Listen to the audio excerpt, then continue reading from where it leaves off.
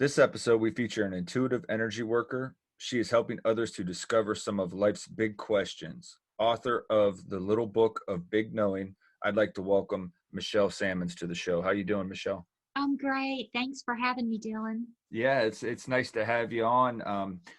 I see that you're doing some pretty interesting work uh, out there. I guess maybe where we can get started is, where did you first discover, or when were you first able to start tapping into like intuitive senses that you have? Yeah, well, I always like to remind folks before I launch into that story that everybody is intuitive, that it's part of the human package. It's we come in with this intuition and this inner knowing and this guidance system already kind of built within us. But what happens is we get distracted as we age, of course, from culture and family and school and all the bells and whistles that are going on in our lives, and it just kind of tends to tamp down, or we tune out of our intuition, and we start to really ramp up the logical analytical part of our mind. So just to all of your listeners out there, number one, everybody's intuitive and everybody can do exactly what I do. It's just a matter of focus and interest, really. So having said that, I was not one of those kids who, saw angels at the foot of her bed at night. I was not that kid. I was a sensitive kid. I was a natural empath, and I could feel people's emotions, and all that can be a little overwhelming when you don't know exactly what that is. And then as I in my mid 30s, I really started discovering and exploring spirituality and all the different ways that can manifest and the different paths that you can choose to venture on. And what really kept drawing to me was I wanted to know my own inner wisdom. I mean, it was like such a call and a pull and a just a desire, and that's what led me on this path, because I was very interested in finding out more about how what my inner knowing felt like and how I could experience that without always needing the wisdom from out here. That's interesting that you'd mentioned, there's a lot of things that kind of get in our way. And do you think that's possibly why children tend to have a different sense, or I don't know what it is, but a lot of people say that, children are able to, maybe see things or feel things or pick up on things. Yeah, sure, because they haven't been taught yet to be analytical. They haven't been taught to, we just celebrate that logical part of us so much, that problem solving part of us so much.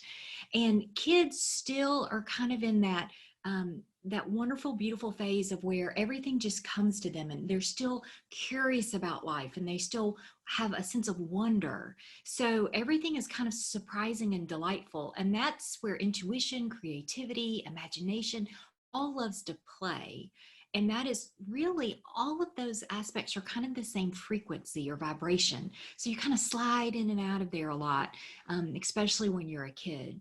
And then when they start to grow up and be, concerned about what their parents think or their teachers think or their friends think, we get kind of pulled away a little bit from from that aspect of us. Some people retain it. Some people have the ability to kind of hang on to it no matter what. But I find a lot of folks, it tends to get watered down a little bit. We stop paying attention to it. And why do you feel the need to help others with, soul journeys and other questions? What is it that's driving you, or that motivates you? Yeah, that's a great question, and it's hard to answer because it's just I call it like a tug on my heart. So it's a feeling, it's a desire that I can't logically explain to you. And the reason for that is because it's a soul desire. So it was kind of, a seed was kind of planted before I came into this life of, um, this is the direction that you're going to want to move in. And so it's hard to kind of logically explain because, my family's not necessarily interested in this kind of thing. My friends that I grew up with weren't kind of interested in this kind of thing. So I really had to kind of buck the current a little bit and follow my heart, which is what all of us really truly want to do. It's just having the courage to do it, and the willingness to not be able to explain it and still go out and do it, if that makes sense. Yeah, so it wasn't like a life-changing event that happened to you or anything. It's more like part of your programming, or what you came into in this life as what you needed to be or do. Well, I have a couple of things to say about that. So it wasn't a programming in sense that um, it was a desire. And that feels very different than a program that kind of gets installed and you follow that program no matter what. It's like coded, right? Like a computer or a game, it's coded and it's going to play a certain way. So a soul desire doesn't really feel like that, because it can manifest in a lot of different ways. Like my soul and source and creation, they don't really care the specifics necessarily of how I manifest this. It's that is kind of the personality that gets to have a say in all of that, the persona that I am as Michele Sammons in this body this time around. So I get to have a lot of say in how it looks. Do I want to do a podcast, or do I want to write a book, or do I, want to have seances, whatever floats your boat. I mean, it could have come through yoga or all sorts of different ways. But the personality got a choice in that aspect. And then you asked about life-changing events. A lot of folks, when they talk about awakening or enlightenment, we hear about the big booms, right? We hear about the people who have the near-death experiences, or the something traumatic happens or major happens, and they have shift. And that's great. And that story gets told a lot because it has a lot of drama to it, right? But most of us have these minor shifts, these almost like one after another, after another, after another, after another, after another, that lead you to the life, to your purpose, to enlightenment or awakening, or what your soul's journey, whatever you like to call it. But they're just as important, and they're just as life-changing, but it's not quite so hard on the physical apparatus, on the body. We're not having to, apple cart turn over all of our beliefs at once. So a lot of us are having those kind of shifts, and those are really important. And that's the people I tend to serve, the folks who are having this kind of shift and this kind of shift, and they don't understand it at first. And at first it looks like a midlife crisis, or I don't know what to do when my kids go to college, or a 30-year-old is like, I don't want to go into corporate life. They're having these questions about what's out here when it's really what's going on in here.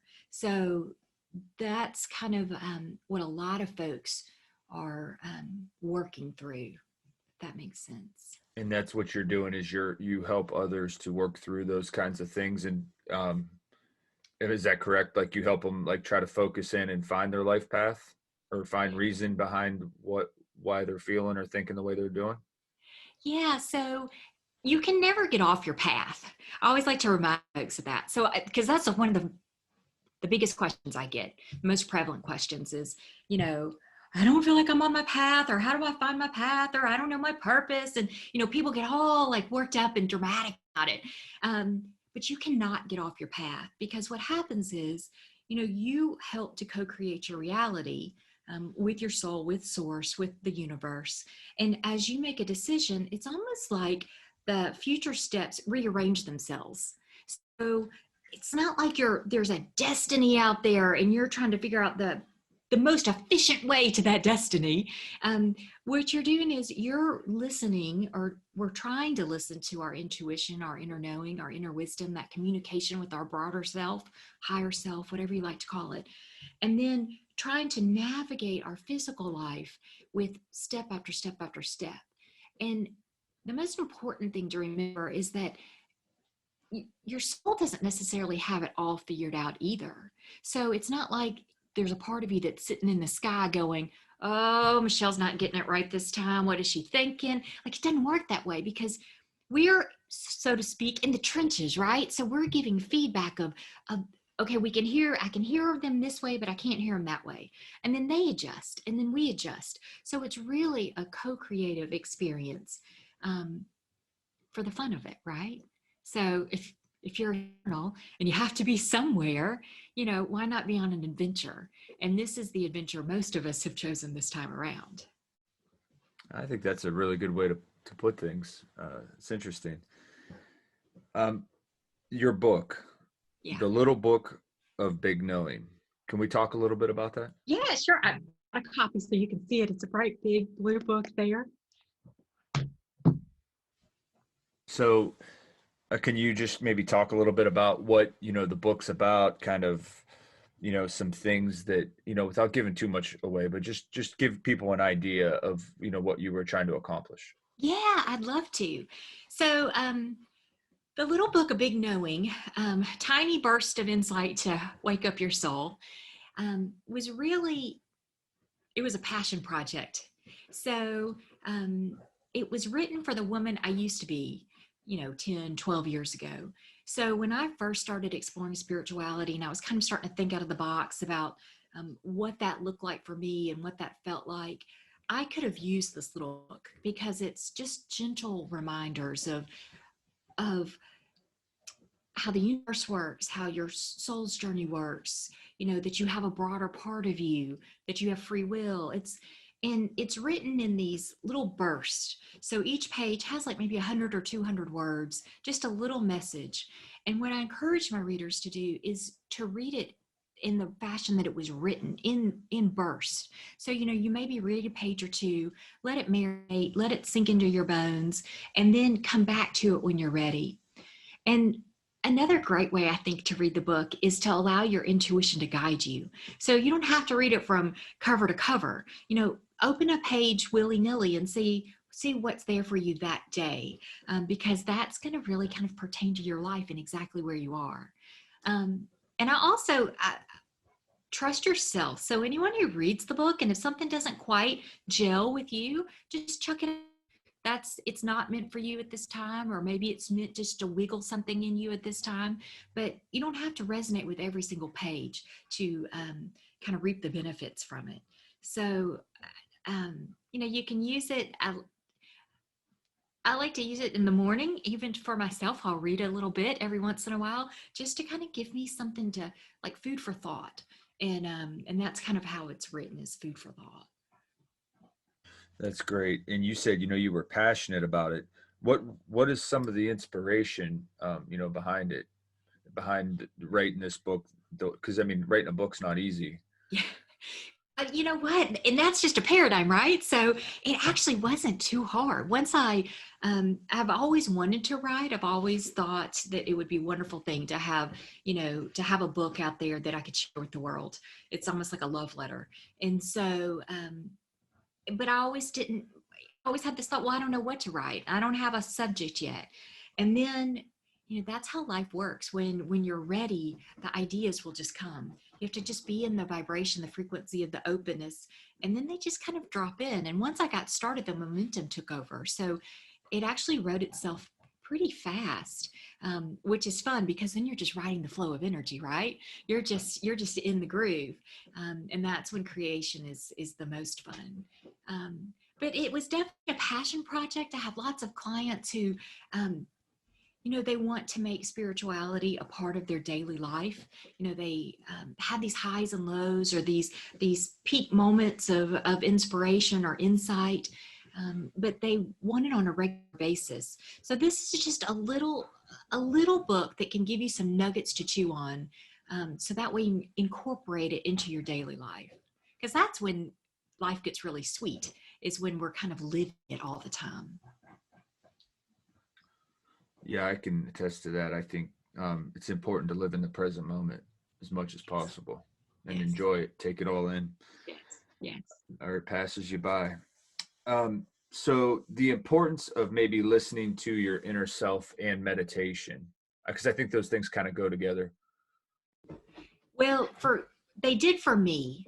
So meditation, really, that was kind of my first step into what I like to call the woo-woo world. So I can remember, 12 years ago, I'm from Memphis, a southern town, very conservative, and there was a meditation class at the yoga studio where I took yoga once a week, and a girlfriend and I, we would like literally sneak into this class because we didn't want anyone to know we were meditating, and sneak out of the class. And luckily, we had a lovely teacher who would not only could teach mindfulness and meditation and teach you how to kind of quiet your mind and allow that to happen, but also was very informed about energy and the things that can pop up during meditation. So that didn't seem so scary or foreign. So not to say that it wasn't scary at times, because, every new experience can kind of rattle you, but meditation was a huge part for me in opening to my inner knowing. Just the fact of quieting this outer world in order to tune in was so helpful for me. Now, a lot of folks can't meditate for whatever reason. It's just not, that's not where they are right then. And so I encourage those folks to do things like, do something that is almost methodical, that you don't have to put a lot of thought into. So like running is a great thing, swimming, riding a bicycle. For folks who are more, aren't as physical in nature, you can do things like sewing or crocheting or knitting, anything that's kind of methodical like that. What it does is it puts you into that same rhythm. So there's lots of ways to get there. Yoga is another way to get there. There's many different avenues, but for me, meditation was what I went with. I think those are good suggestions for people who struggle to meditate.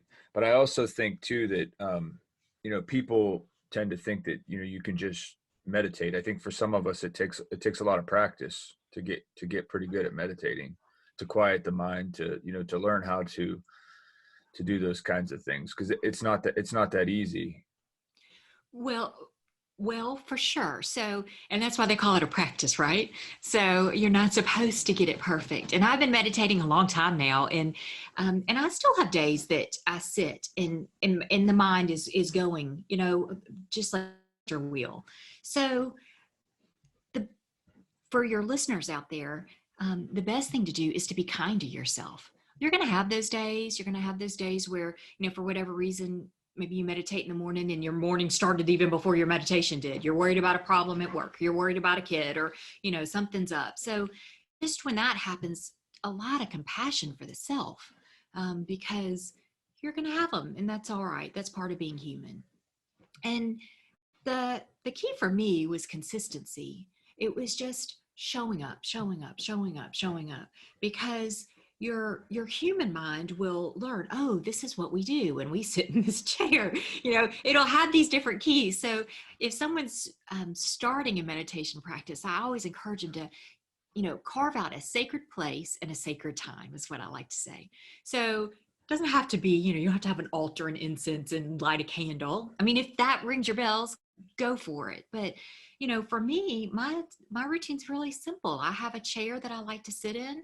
I have a morning time I like to do it in, a certain room.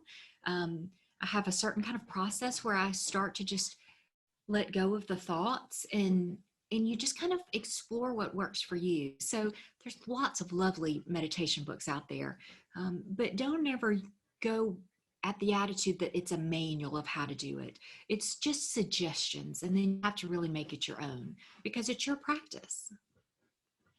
That's well said. You had mentioned that you gained a knowing through meditation. Is that kind of where you've gained a lot of your knowledge about the universe, and kind of, or is it like a combination of things, meditation, and you're just touching on your intuitive Well, you, so what happened for me is during meditation, I would have experiences that I couldn't explain. And so I was tuning into different vibrations or frequencies. Some people call them dimensions, um, that I couldn't logically explain, but I knew these experiences were real. I was meeting beings and guides. I was um, feeling vibrations in my physical body that were not part of my daily life. And so and that was part of my awakening journey. And I call it that because I don't think it ever stops, you know? So you're going to continue to just open and open and open. And that was how it manifested for me. It was, um, it, and without really understanding what I was doing, I was then matching those energies so I could to join those frequencies. I was allowing myself to match them. And then I was having experiences that I was really reading and didn't know that I was doing that. So when I started this, I also found a mentor and someone that could help explain these things to me and just show me the process, because everybody's process is differently of how they communicate. That's how it worked for me. Now, other folks, there's a lot of different ways, and a lot of artists and creatives and musicians, they communicate at a different level. They communicate through creativity, inspiration, that kind. So we're all communicating, and mine just happened to kind of blossom through meditation. You had mentioned that you met beings. Um, are they like religious type, or are they something else? Well, um, so everything is energy, right? And so when you encounter a being that is of a different frequency, um, you're really, it's almost like they're making an energy impression on my energy field, right? So they're kind of impressing on me, and then it still gets interpreted through this mind body Michele Sammons thing. So with all of the different paradigms that I have going on, that energy gets interpreted through that. So um, it's pure energy when it comes through, and then I add that layer, and you try as a reader, you try to be as neutral as possible, so you're as clear as possible on that information, without all of the stuff, but you do add a bit of that to it. So sometimes, depending on their frequency, someone's and I don't want to say a high frequency, because then people think it's all here now, but there's different dimensions, like a finer frequency, maybe that's the better word. But they tend to be more like light beings. They show up as light and energy, and it's more of a feeling impressing information on you.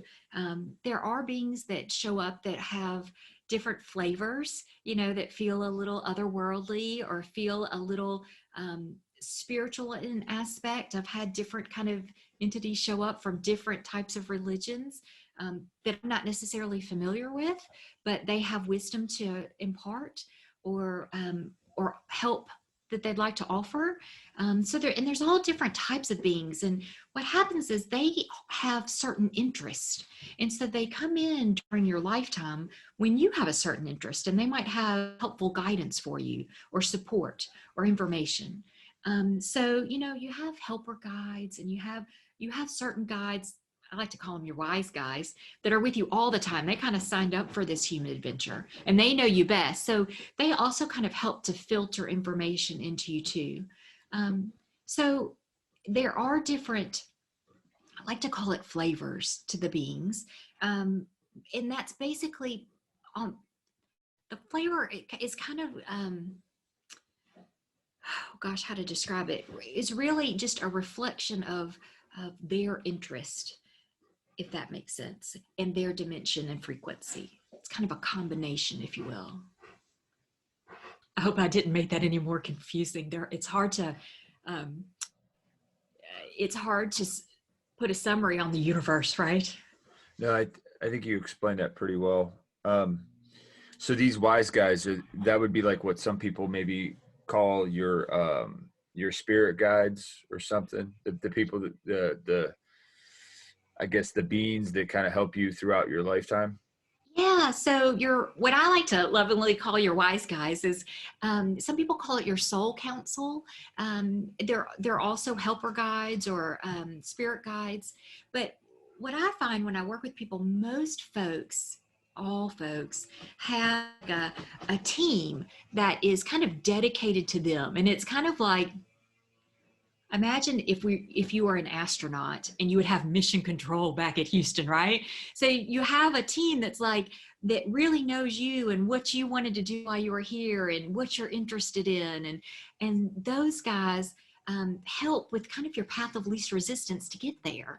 And it's definitely a team effort because you're giving them feedback, they're giving you feedback, and then they bring in, I'll say experts for lack of a better word, different beings and guides, when you're interested or when more help is needed or when a certain topic comes up that it would be helpful to have someone else's information on. It's not quite that segmented out or separated. It's more of a flow and a stream than it is that. But it helps the human mind to be able to label it a little. The human mind likes labels. That's excellent. All right, I got a big question for you. Okay, I'm ready. What is the purpose of life? Um, I believe the purpose of life is to reconnect with that. Um, and now the word that wants to come is your true self. So it's the self that is, it's to reconnect all of you, the whole of you, to bring that into every experience.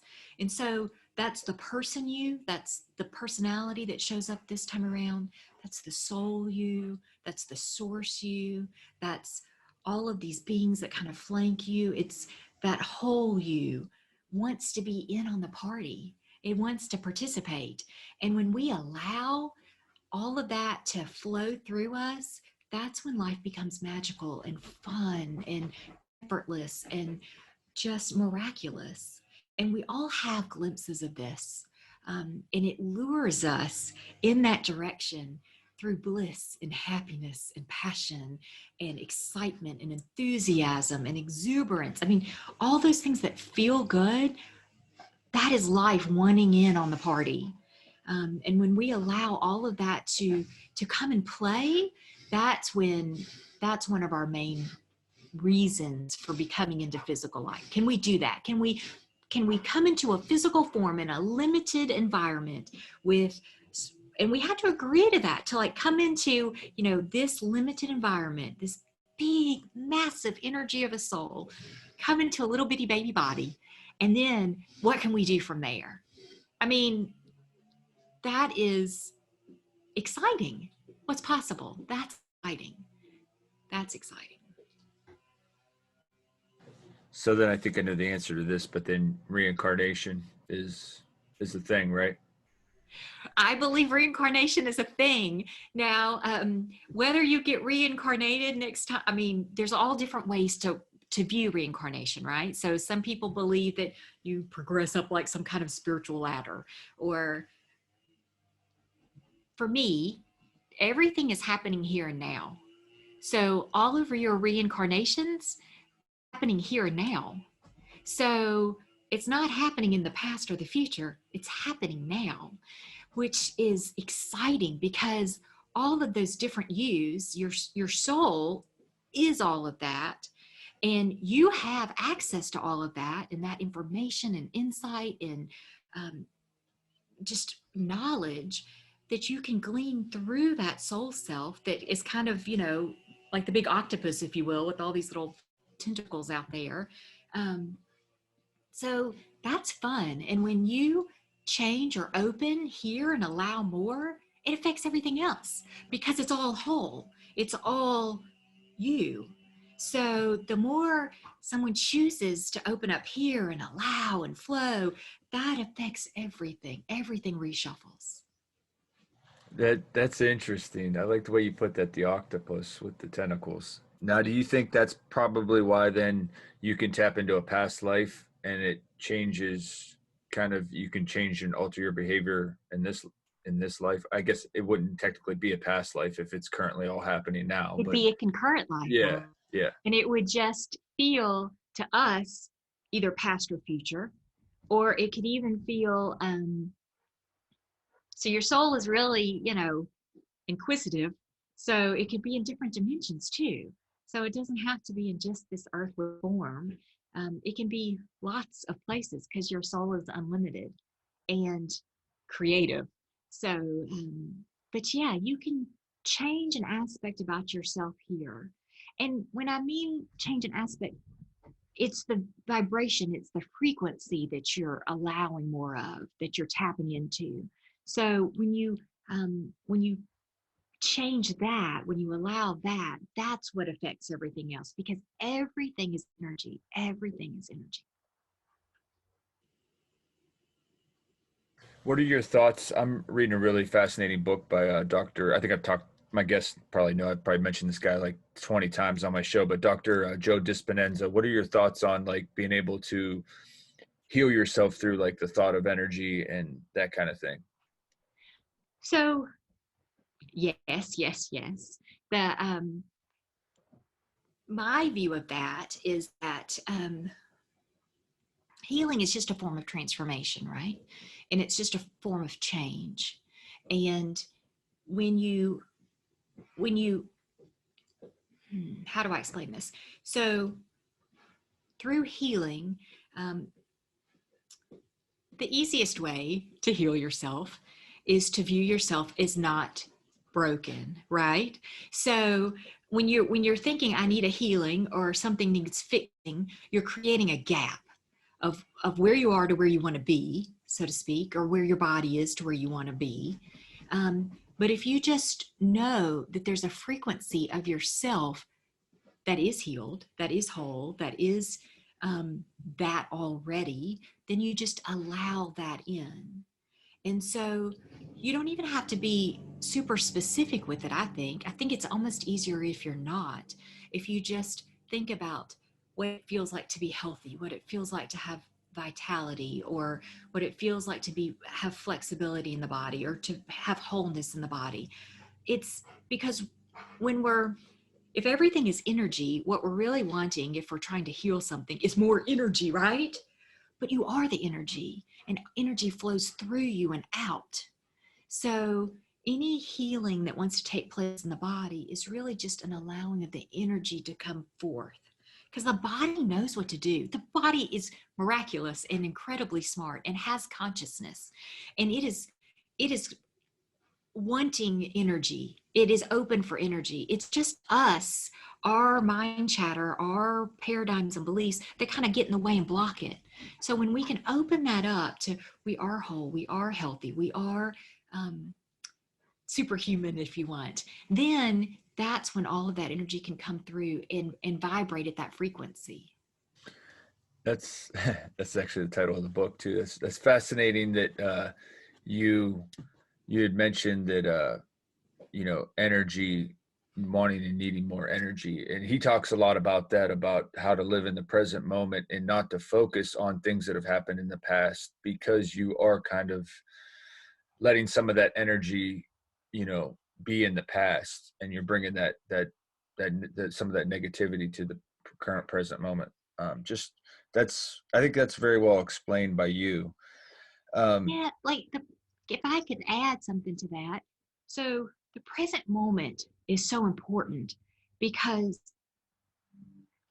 if you close your eyes and you really feel into just this moment, there's nothing you really need or want, typically. I mean, if you just really reside right in this hot second, then really you're fine. You're whole, you're complete. There's nothing that needs fixing or adjusting or even transforming. You're you're whole.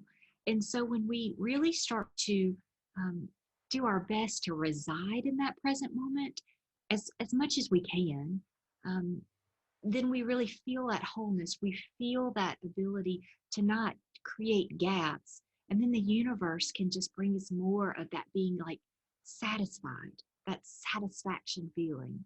And so when you I understand why he suggests not thinking too much in the past or even not thinking too much in the future. Is because that's when we get a little crazy with our thoughts because we want to fix something or we're worried about something. And so that's what creates these kind of anxious moments. And so when we dip into that frequency, we bring more of that to us, that problem solving, got to figure it out thing. But when we reside in the present moment, um, we've all had feelings of this, of where life just kind of becomes, it comes to us instead of us having to go fix it or go get it or to make something happen. Just, does that make sense? Yeah, it does. That's another, again, very well explained. Can you maybe provide some examples or even personal experiences that kind of prove, some of the work you're doing has been really beneficial?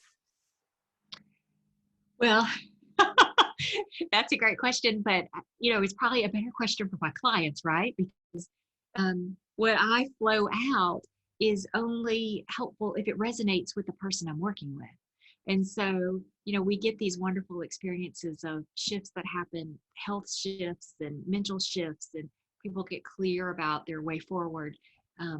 But I'm how I see it is I'm just co-creating with them, right? So they have asked the universe for something and I'm just filling in a spot. So it's really them that is healing, transforming themselves. And I just happen to be the conduit at that time. Does that make sense? Yes, it does. Um, so then what happens? What do you think happens when we pass on? Oh, I think, number one, my sense is that it's exhilarating. As a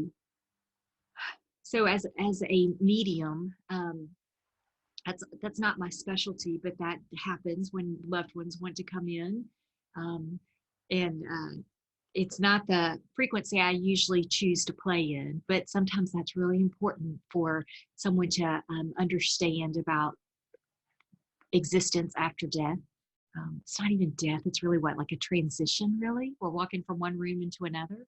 Um, and every soul that I've encountered that has information for their loved one, it's always that they're fine, they're happy, they're good, there are, um, I don't want to say on to bigger and better things, but they're on to their next adventure, right? And so, depending on how we transition and what our beliefs are when we transition, that's still going to affect our next adventure. But it's definitely an exhilarating time for this part of us to join that soul part of us. So it's like going home, like homecoming, if you will. So it's that warm kind of wonderful feeling of returning after a long trip or an adventure.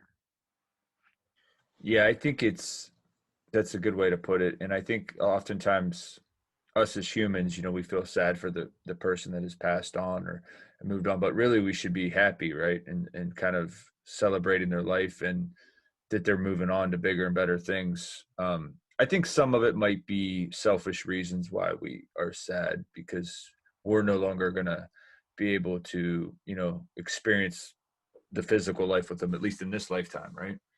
Yeah, so my sense about that, Dylan, is that, you know, when energy once it exists always exists. And it may change form, like water going from an ice cube to vapors, right? So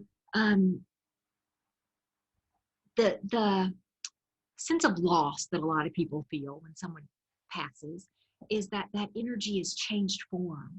So it's kind of changed from this kind of, and you can tell if you've ever been with someone who has died. There is a change. Like, yes, the body stops breathing and stops pumping blood and all that good stuff, but there's almost like an emptiness to the body where the spirit has gone on, and that change of energy that happens there, it creates like a ripple effect in our own energy fields. And so I don't want to say it's disengaging, it's probably too harsh of a word, but we can feel that within our own energy field. And that change is alarming for some folks because then they think they're gone. But they're not gone. What's happened is you're sensing the change into a different form, a finer frequency, a higher vibration, if you will. And so for those folks who can tune into that, they'll notice it just changes forms. It just changes um, the feeling nature of it. So a lot of folks will have dreams of loved ones that have passed on. They'll have they'll think they see them through the window. I mean, you hear of these things.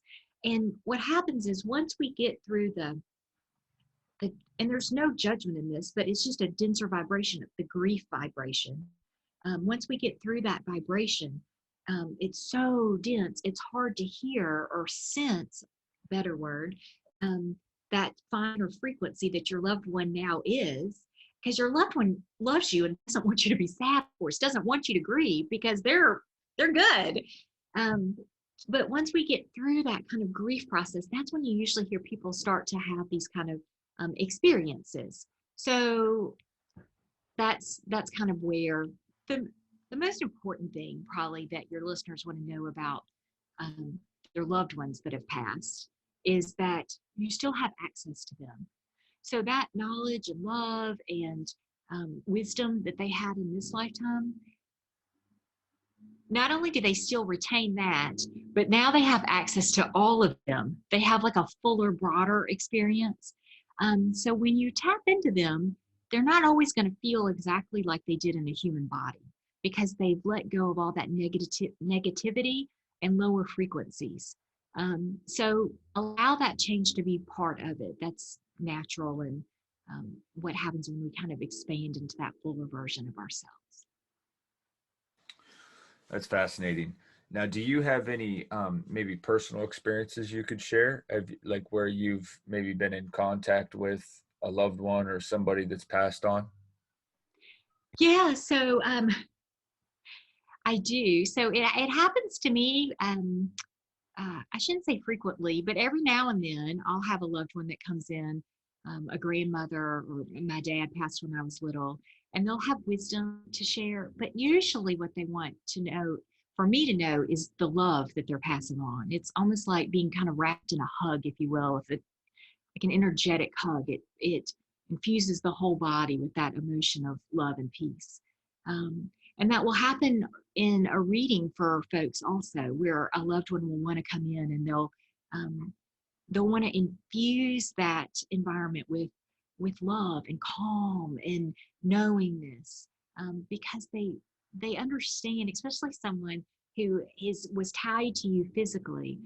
They understand that human life is dense and beautiful, but it is can be, if you want it to be, it can be full of struggle and strife, right? So they just want to help ease that. They're always trying to ease that so that way we can be more in harmony with them and with ourselves and with our soul and with source. So that's the desire that's typically there. That's pretty neat. And then you're open to doing readings for people. Then that's kind of what you're part of your business and what you're doing. That, yes. So I work with clients in group sessions, but usually one-on-one. For what I like to do is I like to work with people who are open to the energy of behind why things are happening in their life. So we all have free will, we all have a soul's journey. And sometimes when you combine that broader information with also your specific human information, you get a lot of clarity. So that's what I do mostly with my clients. And I work with people around the world that are just a lovely group. Very nice. Um, Folks, check her out. Get her book. She's definitely got some knowledge that's great, or she's tapping into some source. Where can we find your work, the wonderful things that you're doing, and maybe where can we get a hold of your book? Yeah, so if you want to know more about me, the best thing to do is go to my website, which is michelesammons.com. It has lots of lovely things there. There's meditations, there's free resources, there are blogs and videos, and just lots of fun things to explore. You can also find out ways to work with me and find out more about the book. And then the book, the little book, Big Knowing, is available at Amazon, Barnes & Noble, Walmart.com, all of your major retailers. Excellent. Hey, thanks, Michele, again for coming on the show. It's been a Yeah. pleasure. Dylan, it was a true pleasure. You asked wonderful questions, insightful and knowledgeable, and I appreciate it. Thanks.